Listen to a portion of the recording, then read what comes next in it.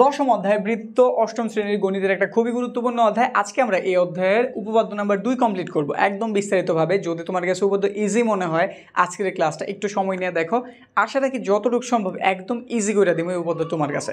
তো যদি একটু তাকাই কি বলছে প্রশ্নটাকে বুঝি। বৃত্তের সকল সমান যা কেন্দ্র থেকে সমদূরবর্তী। একটা বৃত্ত আঁকি, প্রথমে আগে প্রশ্ন বুঝাই তারপর আমরা উত্তরের দিকে আগাই। এটা একটা বৃত্ত, বুঝানো এটা আমাদের একটা বৃত্ত, একদম গোল বৃত্ত। দেখতে এলোমেলো মনে হোক, মনে করে এটা আমি একদম গোল বৃত্ত অঙ্কন করছি। এটা আমাদের একটা বৃত্ত যার কেন্দ্র হইতেছে ও, একটা ও কেন্দ্র বিশিষ্ট বৃত্ত। ঠিক আছে ঘটনা। এখন বৃত্তের সকল সমান যা, তো আমি দুইটা জায়গা দেখাই কিন্তু সাইজ আমি সমান নিব। যা দুটো আমি কেমন নিব, সাইজ একদম সমান। তো আমি এখানে দুইটা জ্যা অঙ্কন করতেছি, ধরলাম এই যে এটা আমাদের একটা, আর এই যে সমান আরেকটা অঙ্কন করতেছি, ধরলাম এই যে এই দুটো আমাদের একদম সমান সমান দুইটা যায়। একটা নাম দিয়ে দিলাম আমরা এ ভি, আর একটা নাম দিয়ে দিলাম আমরা সি ডি। ঠিক আছে, ও কেন্দ্রের একটা বৃত্ত যার ভেতরে আমি দুইটা জ্যা অঙ্কন করছি। দেখাইতে বলছে কেন্দ্র থেকে যাদয় সমদূরবর্তী, মানে এটা আমাদের কেন্দ্র, এখান থেকে এবি যতটুক দূরে সিবি ঠিক ততটুক দূরে। যদি এটা সাইজে সমান হয়, মানে আমার এবি ধরো 5 সেন্টিমিটার, সিডি সেও 5 সেন্টিমিটার, যদি তারা দুজন সাইজে কি হয় একদম সমান সমান হয়, আমাদের দেখাইতে বলছে এবি আর সিডি কেন্দ্র থেকে সমদূরবর্তী। প্রশ্ন কি বুঝাইতে পারছি? এটুকু যেমন প্রমাণ করতে পারি আমাদের কাজ শেষ। যেন দেখাও যদি এই দুজন সাইজে সমান হয়ে থাকে, কেন্দ্র ও থেকে এবি যতটুকু দূরে আসো সিডি ঠিক ততটুকু দূরে আসো, এইটুকের দূরত্ব যদি 3 সেন্টিমিটার হয় এইটুকের দূরত্ব কত হইব 3 সেন্টিমিটার। এইটুকু ব্যাপার আমাদের বুঝাই দিতে হইব। তো আমাদের প্রশ্নটা বুঝানো একটু বিশেষ নির্বাচন লেখা লাগে, তো আমরা লিখে দিতেছি বিশেষ নির্বাচন। বিশেষ নির্বাচন, বিশেষ নির্বাচন দেখে ঘাবড়ানোর কিছু নাই, এখানে আমাদের মুখস্থর কিছু নেই, আমরা শুধু প্রশ্নটা দেখবো অনুসারে বর্ণনা দিলাম আর কিছু না। তো লেখি আমি প্রথমে কি নিছি, ও কেন্দ্র বিশিষ্ট বৃত্ত নিছি না, তো এটাই বলো ও কেন্দ্র বিশিষ্ট বৃত্তে, ও কেন্দ্র বিশিষ্ট বৃত্তে চাপ যে দুটার নাম কিনেছো এবি আর সিডি, তো লেখো এবি ও সিডি সমান দুইটি যা, সমান দুইটি যে, যে যা যেটা বলো দুইটি একই কথা, সমান দুইটি যা ও কেন্দ্রবিশিষ্ট বৃত্তে এবি আর সিডি সমান দুইটা যা। প্রমাণ করতে হবে, প্রমাণ করতে হবে কেন্দ্র ও থেকে এবি ও সিডি যাদয় সমদূরবর্তী, সমদূরবর্তী মানে একদম সমান সমান দূরে অবস্থিত। ব্যাস আমাদের বিশেষ নির্বাচন কিন্তু কমপ্লিট। এবার একটু অঙ্কনের কাজ বাকি আছে, তো লিখি আমরা অঙ্কন।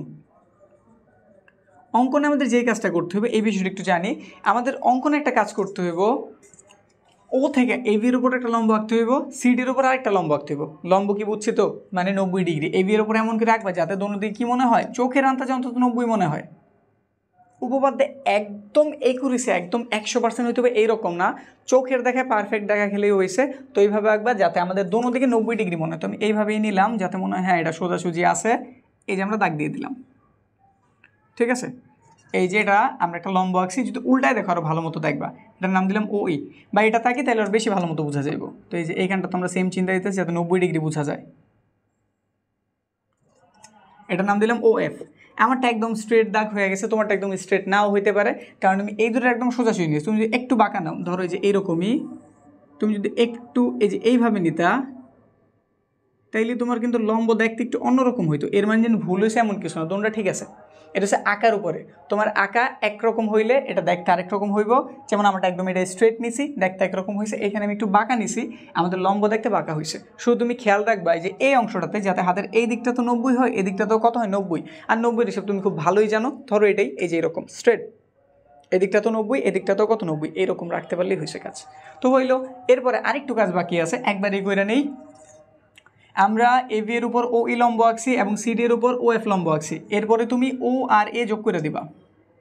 ও আর এ কী করতেছো, যোগ, এই যে বসাও সুন্দরভাবে খেলে দাগ দিয়ে মিলাই দাও। যোগ করছি, এখানটা তো সেম কাজ করো। শেষ, আমাদের কাজ কমপ্লিট, আমরা অঙ্কন করছি। এইটুকের বর্ণনা এখানে দিবা। তো লিখতেছি এবি ও সিডি জায়ের ওপর কেন্দ্র ও থেকে যথাক্রমে যথাক্রমে ও ই।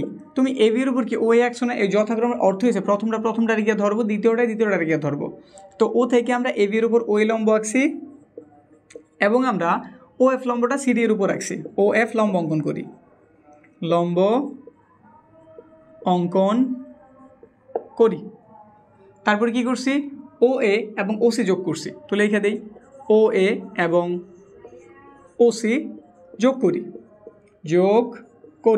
শেষ, আমাদের দুটো অংশ শেষ। আমরা বেশি নির্বাচন করছি, অঙ্কন কমপ্লিট করছি। এবার একটা জিনিস আছে, প্রমাণ।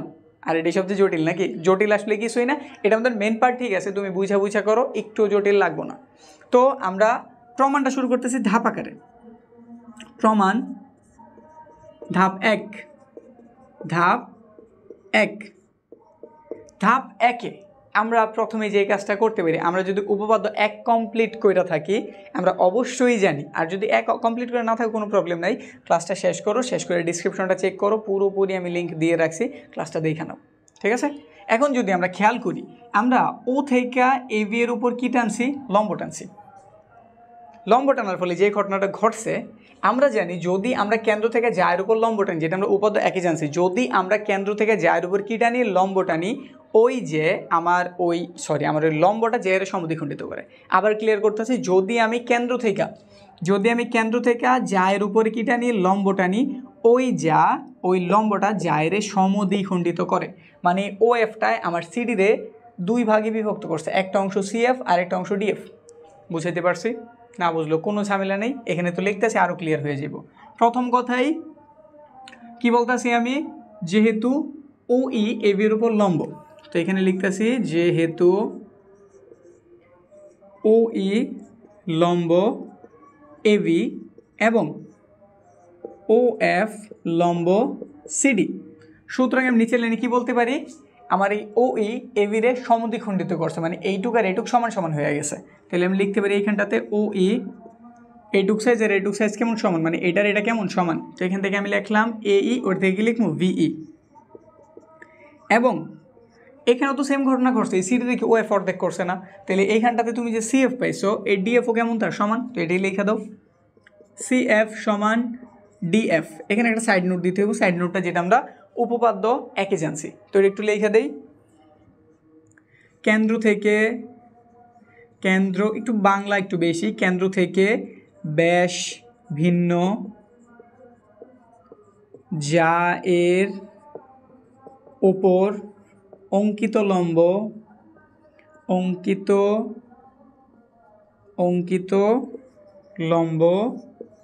যাকে সমদ্বিখণ্ডিত করে, ব্যাস এই যে এটুকু কথা লিখে দিতে হবে। কেন্দ্র থেকে ব্যাসভিন্ন যে কোনো জায়ের উপর অঙ্কিত লম্ব যাটার কি করে, সমদ্বিখণ্ডিত করে। হইলেও এটুকু আমরা জানছি। এখন এ ই সমান ভিই, সিএফ সমান ডিএফ। এখানে আমরা আরেকটা লাইন করতে পারি, কত লিখতেছি, এ ই লিখলাম, ঠিক আছে। এখন তুমি একটু বলো তো, এবি ছিল কি পুরোটা, এটা আমি ই বিন্দুতে কী করছি, অর্ধেক করছি। এবি ছিল কি, এই যে সম্পূর্ণ পুরাটা, ধর এটার মান ছিল 10, এখানে তুমি অর্ধেক করছো, তাহলে এটুকু 5 হয়ে গেছে না। এই যে এইটুক ধরো এম বিন্দুই লিখছি, তাহলে এইটুক কি, এই এম আমাদের পুরোটার কি অর্ধেক হয়ে গেছে না। তো এই বিষয়টাকে আমরা লিখতে পারি না যে এ ই পুরো এভি এর কতটুকু অংশ, অর্ধেক অংশ। আমাদের এ ই মানে এই যে এইটুক পুরো এভি এর কতটুকু, অর্ধেক অংশ। তো একটু লিখে দিই, এ ই কার অর্ধেক, হাফ এভি এর অর্ধেক, এ ই পুরো এভি এর অর্ধেকটা। আবার এই দিক দিয়ে সিএফ ও পুরো সিডি এর অর্ধেকটা। তো এটু লিখে দাও, এবং সিএফ কার অর্ধেক, সিডি এর অর্ধেক। এইটুক দিয়ে আমাদের ধাপ এক কমপ্লিট করে ফেলছি। এইটুকু জাস্ট এইটুক তুমি দিয়ে দিছো। তুমি কি করছো, এমন কিছুই করো নাই। তুমি কেন্দ্র থেকে এই যে লম্বটা আঁকছিলা, এই লম্বটা এখানে বলছো যে ও ই এ বি এর উপর লম্ব, আর ও এফ হইতেছে সিডি এর উপর লম্ব। ঠিক আছে ঘটনা। আর আমরা জানছিলাম যদি কোনো জায়ের উপর আমি লম্ব টানতে পারি, ওই লম্বটা জায়ের কী করে, সমদ্বিখণ্ডিত করে, মানে সমান দুটো টুকরা বানাই দেয়। তো এই যে এ ই আর ভি দুটো টুকরা হয়ে গেছে।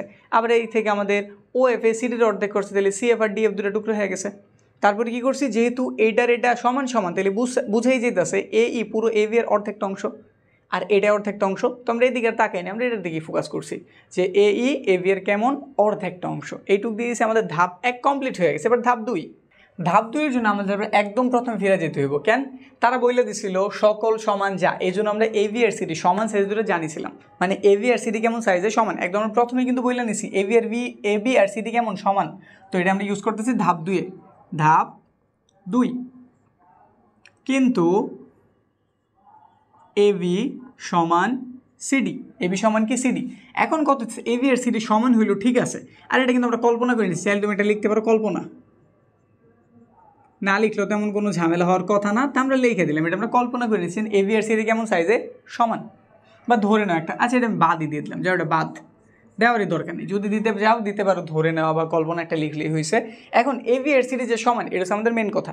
এখন ধরো আমি এইখানটার যদি একটা হাফ গুণ করি, এইখানে যদি একটা হাফ গুণ করি, মানের কোনো পরিবর্তন হইব কি? হবার তো কথা না। যদি আমি হাতের বাম পক্ষের 2 গুণ করি, হাতের ডান পক্ষেরও 2 গুণ করি, তাহলে তো সেম সেম। তাহলে ওই ক্ষেত্রে যদি আমি দ্বিগুণ না করে অর্ধেক করি, মানে এইখানটাতে আমি হাফ গুণ করলাম, এদিকে আমি কত গুণ করলাম? হাফ গুণ, মানে যে এই ঘটনাটা, এই পাশে একটা হাফ হিসাব বললো, আমাদের এই দিকটাতে একটা কত হিসাব বললো? হাফ হিসাব বললো। মানের তো কোনো পরিবর্তন হওয়ার কথা নাই নাকি? তো আমরা এই জিনিসটা লিখছি, এটা লেখার একটা কারণ আছে। তুমি ধাপ 1 যে শেষ করছো, তুমি এই অংশটা দিয়ে শেষ করছো যে হাফ এবি সমান এই, তাহলে আমি হাফ এবির জায়গা যেহেতু পাইছি, আমি এটার পরিবর্তে অবশ্যই এই লিখতে পারি। আবার এই দিকটাতে হাফ সিডি, এখানে আমরা হাফ সিডি পাইছিলাম, এটার পরিবর্তে আমি অবশ্যই সিএফ লিখতে পারি, সিএফ।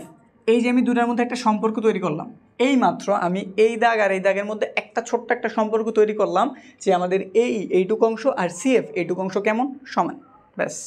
ধাপ আর মাত্র 2টা আছে, বলতে গেলে মেন পার্ট আর একটাই আছে। এখন আমরা ধাপ 3-এর দিকে আগাই। আমাদের ধাপ 2 এখানেই কমপ্লিট। ধাপ 3 আমার মতে সবচেয়ে গুরুত্বপূর্ণ ধাপ, আর ইজিও। এখন আমাদের টার্গেট হচ্ছে আমরা এই ত্রিভুজটার সমান করতে চাইতেছি।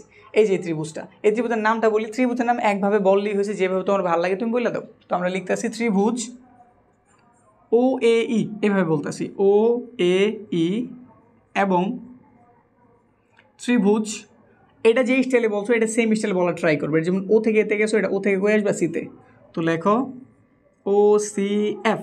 এখন কত হচ্ছে, তুমি এই যে ও ই এবং ও এফ যে আঁকছিলা, কীভাবে আঁকছিলা? সমকোণ করে আঁকছিলা না, মানে লম্ব আকারেই তো আঁকছো। আর যদি লম্ব যদি হইয়া থাকে, এর মানে তার ভিতরে 90 ডিগ্রি আছে। কোনো একটা ত্রিভুজে যদি একটা 90 ডিগ্রি বা একটা সমকোণ পাওয়া যায়, তাদেরকে আমরা সমকোণী ত্রিভুজ বলি না? এটাতে যেহেতু একটা আমি 90 পাইছি, এটা তো একটা 90 পাইছিলে, এটা একটা সমকোণী ত্রিভুজ, এটা একটা সমকোণী ত্রিভুজ। তো আমরা বইলা দিই যে ও এ ই এবং ও সি এফ সমকোণী ত্রিভুজে, সমকোণী ত্রিভুজে।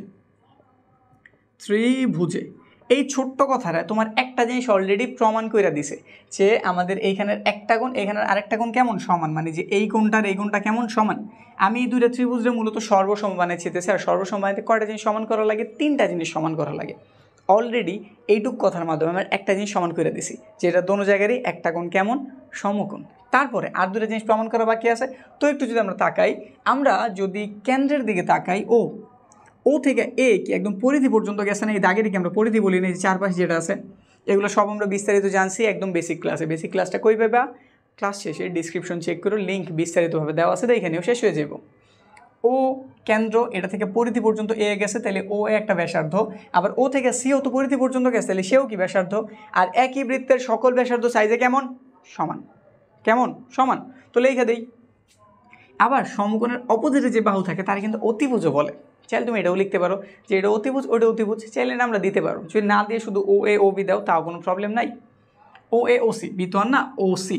তো আমি অতিভুজ সহই লিখতেছি, ত্রিভুজ সমকোণী ত্রিভুজে অতিভুজটার নাম কি? ও এ। আবার ও সি, সেও তো সমকোণের অপোজিটে, তাহলে সে অতিভুজ, তাহলে লিখে দিলাম অতিভুজ ও সি। সাইড নোট দিবা, উভয় একই বৃত্তের ব্যাসার্ধ, দুইজনে একই বৃত্তের ব্যাসার্ধ, এই জন্য তারা সমান। তো একটা জিনিস সমান করছি, আরেকটা জিনিস সমান করছি, আর একটা জিনিস লাগে যেটা আমরা অলরেডি প্রমাণ করে রাখছি, দেখে লিখে দিবা কোন জায়গাতে? এই যে এখানটাতে। ধাপ 2 তুমি প্রমাণ করছো এটার এ ই বাহু, এটা সি এফ বাহু সমান, তো লিখে দাও এ ই সমান সি এফ, সমান দেওয়ার দরকার নেই, এবং লিখতে পারি। একটা সাইড নোট দিতে পারো যে আমরা ধাপ 2 থেকে হেল্প নিয়েছি। ধাপ 2 হতে কয়টা জিনিস সমান হয়েছে? সমকোণ একটা সমান, অতিভুজরা সমান, আরেকটা বাহু সমান, 3টা সমান হয়েছে না? এর অর্থ কি? ত্রিভুজ দুইটা সর্বসম, তো লিখে দাও ত্রিভুজ ও এ ই এটা একটা সর্বসম চিহ্ন, সমান দিবা, তারপর একটা ঢেউ দিয়ে দিবা। কার সমান? ত্রিভুজ ও সি এফ সমান। এখন যদি আমি সমকোণ এই যে দুটার যদি সর্বসম বানাতে পারি, এর অর্থ কি? আমরা জানি ত্রিভুজের সব কিছু সমান, এই দুটো ত্রিভুজের যাবতীয় জিনিস সমান কেমন? সমান। আমি উপরের ত্রিভুজ থেকে যদি ও ই বাহু নেই, কোন বাহু নেই? ও ই বাহু নেই, নিচে থেকে কোনটা নিবা?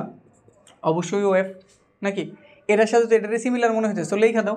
সুতরাং কি লিখতেছি আমরা? ও ই সমান ও এফ। ব্যাস, আমাদের প্রমাণ হয়ে গেছে আসলে। কারণ তুমি দেখো কেন্দ্র থেকে এবি এর দূরত্ব কে প্রকাশ করতেছে? এটাই না? আমি যদি বলি কেন্দ্র থেকে এবি কতটুকু দূরে, তুমি দেখাইবে হাত দিয়ে এইটুক দূরে, আর এইটুকের নাম কি? ও ই। আবার যদি জিজ্ঞেস করি ও থেকে আমাদের সিডি কতটুকু দূরে, তুমি বলো এইটুক দূরে, আর এইটুকের নাম কি? ও এফ। তো এই বাংলা কথাটা লেখা দাও ধাপ 4-এ, ফাইনাল ধাপ, যেটাতে শুধু একটু বাংলা কথা লিখতে হইব। ধাপ 4, ধাপ 4-এ কি লিখতে আছি? কিন্তু ও ই এবং ও এফ কেন্দ্র হতে যথাক্রমে এবি এবং সিডি, এবি এবং সিডি জায়ের দূরত্ব নির্দেশ